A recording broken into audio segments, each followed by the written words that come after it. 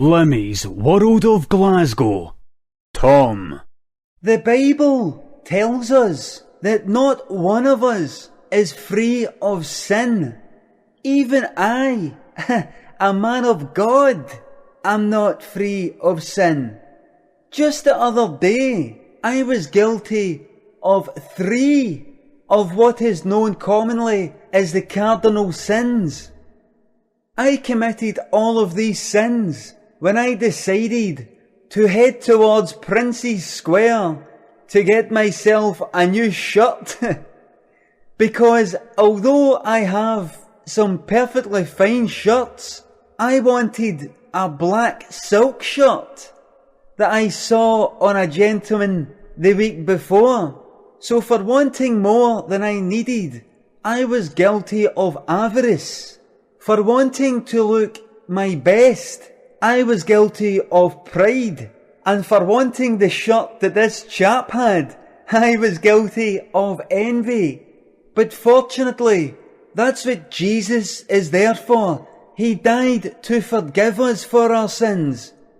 So I headed up to Prince's Square, the upmarket shopping arcade on Buchanan Street. If you've ever been on an escalator that goes from Buchanan Street up to Prince's Square, you'll know it is probably one of the highest escalators you'll ever come across. It goes from the ground floor on the outside up to the 2nd floor inside Prince's Square. It's more than enough to induce vertigo in even the most experienced flyers. But for me, as you approach the top of the escalator, the view behind down towards Buchanan Street outside is spectacular. So whenever I get near the top, I like to turn around and have a look down to see the drop. I done this the other day and witnessed an old lady standing quite close behind me. She had her little tartan handbag dangling beside her, and she wore all the clothing you would expect from a lady of over 70 years of age. She meant me no harm. She didn't even look at me, never mind look at me the wrong way. Yet a horrible thought entered my mind. Because there was no one else on the escalator, and it is quite a secluded tunnel that you travel up, me and that lady were quite alone together. I thought, all it would take for me to kill this lady is to kick her back so that she loses her balance. All I would have to do is hold on to the rubber handles at either side, lift myself up, and buckaroo my legs back like a rodeo horse. A fall down more than 100 steel steps, serrated steel steps, is enough to pulverise the bones of a young man in his prime. A lady of that age would be reduced to a pile of jelly. She would end up resembling a beanbag, and there she would roll about at the bottom of the escalator, never going up until a member of the public discovered her, by which time I would have been well on my way.